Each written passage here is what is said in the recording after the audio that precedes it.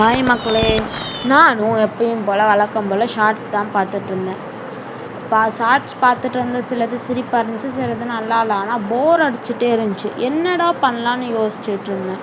அப்படி யோசிக்கும் போது தான் என் மண்டையில் ஒரு ஐடியா கிடச்சிச்சு. நம்ம ஏன் குக்கிங் சம்மந்தப்பட்டது எதுவும் பண்ணக்கூடாதுன்னு ஃப்ரிட்ஜில் என்ன இருக்குன்னு பார்த்தேன். நான் ஒரு டிஷ்ஷை மைண்டில் வச்சுருந்தேன். அது டிஷ்ஷுன்னு சொல்ல முடியாது, ஜூஸ் தான். ஸோ அந்த ஜூஸ் வகையில் இது, ஆனால் ஜூஸுன்னு சொல்ல முடியாது, ஆனால் இது ஜூஸ் வகையில் வரும். அது என்ன தெரிஞ்சுன்னா கமெண்ட்டில் சொல்லுங்கள். நம்மளுக்கு தேவையான பொருட்கள்லாம் இருக்கான்னு பார்த்தேன். கொரியாண்டர் நம்மளுக்கு தேவையான பொருள் இருக்குது, சில்லியும் நம்மளுக்கு தேவை இருக்குது, லைமும் நம்மளுக்கு தேவை இருக்குங்க. எல்லாமே இருக்குல்ல. அப்போ அதை செஞ்சிடலான்னு நான் எடுத்து செய்ய ஆரம்பிச்சிட்டேன். ஸோ இஞ்சியும் இருக்குது. இது தான் தேவையான பொருட்கள். இஞ்சி தோலை உரிக்கும்போது பட்ட கஷ்டங்கள் தான் இதெல்லாம். ரொம்ப கஷ்டமாக இருந்துச்சு. இஞ்சி தோலை உரிக்கிறேன்னு பாதி இஞ்சியை நான் வேஸ்ட் பண்ணிட்டேன். நான் ஒரு டிரான்ஸ்ஃபர்மேஷன் தோல் உரிக்கிறதுக்கு முன்னாடி உரிக்கிறதுக்கு அப்புறம்னு காட்டலான்னு நினச்சேன். ஆனால் எடிட்டிங் ஒர்க்கில் நடுவில் தெரியாமல் இந்த வீடியோவை ஆட் பண்ணிட்டேன்.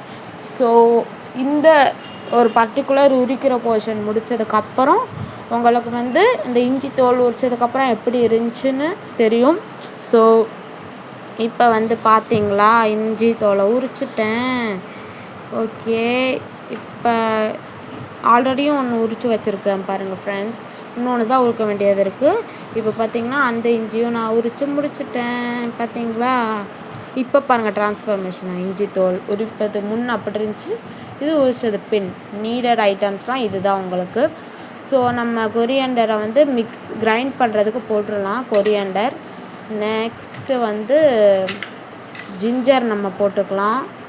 அடுத்தபடியாக இன்னும் ஒரு ஜிஞ்சர், அதுக்கப்புறம் நம்ம சில்லி போட்டுடலாம் ஃப்ரெண்ட்ஸ். ஓகே, நீங்கள் ரெட் கலர் சில்லி போடாதீங்க, க்ரீன் கலரே போடுங்க. அப்புறம் கொஞ்சம் வாட்டர் ஆட் பண்ணிவிட்டு அதுக்கப்புறம் நம்ம சால்ட் ஆட் பண்ணிடலாம். ஓகே, இன்னும் கொஞ்சம் பிஞ்ச் ஆஃப் சால்ட் ஆட் பண்ணிவிட்டு இதை நம்ம மிக்ஸ் பண்ணிக்கலாம். இப்போ நம்ம உள்ளே செட் பண்ணிகிட்ருக்கோம் காய்ஸ். மிக்ஸ் பண்ண லெட்ஸ் மிக்ஸ். ஓகே, நான் அரைச்சதுக்கப்புறம் உங்களை காட்டுறேன். இப்போ நம்ம இந்த மூடியை சுற்றி நம்ம சால்ட் அப்ளை பண்ணணும். அதுக்கு நம்ம இந்த ஜூஸை கொஞ்சம் தடவி விட்டால் ஈஸியாக அதில் அந்த சால்ட் ஒட்டிக்கும், இல்லைன்னா ஒட்டாது. இப்போ பாருங்கள், வா சூப்பராக இருக்குல்ல. இந்த சால்ட் பண்ணும்போது அது சாட்டிஸ்ஃபைங்கான சால்ட்டு போல் காய்ஸ். அப்படியே சாட்டிஸ்ஃபைங்கான ஒரு சவுண்டு கொடுத்துச்சு, சூப்பராக கருக்கு முறுக்குன்னு. ஓகே, இப்போ நம்ம அதில் சால்ட் அப்ளை பண்ணியாச்சு. இப்போ நம்ம ஆல்ரெடி அரைச்சி வச்சுருந்ததை இதில் ஊற்றிடலாம். ஓகே, ஊற்றியாச்சு. ஏதோ அந்த பானிபூரியில் கொடுக்குற சட்னி மாதிரியே இருக்குது. ஒருவேளை அதுதான் பொழுது இல்லை, ஆனால் நம்ம ப்ரிப்பரேஷன் பண்ணால் உங்களுக்கு இதே மாதிரி கிடைக்கும். நம்ம கொஞ்சம் லைம் ஜூஸையும் ஆட் பண்ணிடலாம். ஓகே, இப்போ லைம் ஜூஸை ஆட் பண்ணியாச்சு. இப்போ அடுத்த ஸ்டெப் என்னன்னு பார்த்தீங்கன்னா, சோடா தாங்க இது பண்ணணும். கடையில் சோடா வாங்கிட்டு அதை பண்ணுவாங்க. பட் சோடா வாங்காத காரணத்தினால் திடீர்னு எனக்கு இந்த ஐடியா கிடச்சதுனால ஹோம்மேட் சோடா பண்ண போகிறோம். அதுக்கு இந்த மாதிரி ஒரு ஓப்பன் பாத்திரம் எடுத்துக்கோங்க, அப்போ தான் மிக்ஸ் பண்ண முடியும். ஓகே, அதில் தண்ணி ஊற்றி பிஞ்ச் ஆஃப் சால்ட் ஆட் பண்ணிவிட்டு அதில் லைம் ஜூஸ் திரும்ப கொஞ்சம் சேர்த்துட்டா திரும்ப நல்லா மிக்ஸ் பண்ணணும். நல்லா மிக்ஸ் பண்ணிக்கோங்க காய்ஸ். நீங்கள் நல்லா அந்த உப்பெல்லாம் கரையிற வரைக்கும் நல்லா mix it well guys. Okay, இப்போ நம்ம நல்லா மிக்ஸ் பண்ணிகிட்ருக்கோம். மிக்ஸ்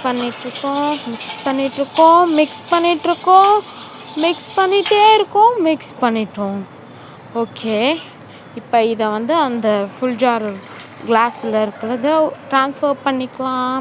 நம்ம ஃபுல்லாக ஊற்ற வேணாம், ஏன்னா இதையும் போடணுங்கிறதுக்காக ஃபுல்லாக ஊற்ற வேண்டாம். ஓகே, இப்போ நம்ம இதை எடுத்து இதுக்குள்ளே போட வேண்டிய மெயின் தருணத்துக்கு வந்துட்டோம். சொதப்பல்ஸ் காய்ஸ். ஐயோ, இந்த மூடியோட அந்த பாட்டம் பெருசாக இருந்தனால உள்ளே போகல, அதனால் ட்ரான்ஸ்ஃபரிங் டு அனதர் மூடி. இப்போ நம்ம இன்னொரு மூடிக்கு ட்ரான்ஸ்ஃபர் பண்ணியாச்சு. இப்போ இதை உள்ளே போட்டால் கண்டிப்பாக போகும். ஓகே, உள்ளே போட்டாச்சு. இதில் உப்பு அவ்வளோவா நிற்கலை. ஸோ பார்த்தா அவங்களுக்கு உப்பு இருக்கிற மாதிரி தெரியாது, ஆனால் நான் உப்பு கொஞ்சம் ஆட் பண்ணியிருக்கேன். அதை சுற்றி ஒட்டியிருந்தேன் உப்பு. எக்ஸ்பெக்ட் பண்ண மாதிரி இது பொங்கி வரும், அந்த மாதிரி வரல. நம்ம பார்ட் 2ல் இதே மாதிரி ஃபுல் ஜார் சோடா பார்ட் 2ல் அது உண்மையாக ரொம்ப சூப்பராக பண்ணலாம். ஆனால் சூப்பராக இருந்துச்சு டேஸ்ட்டு. பச்சை மிளகா காரத்தோட இஞ்சி புளிப்பு அப்புறம் கொரியாண்டர் எல்லாமே சூப்பராக இருந்துச்சு. நீங்களும் வீட்டில் ட்ரை பண்ணி பாருங்கள்.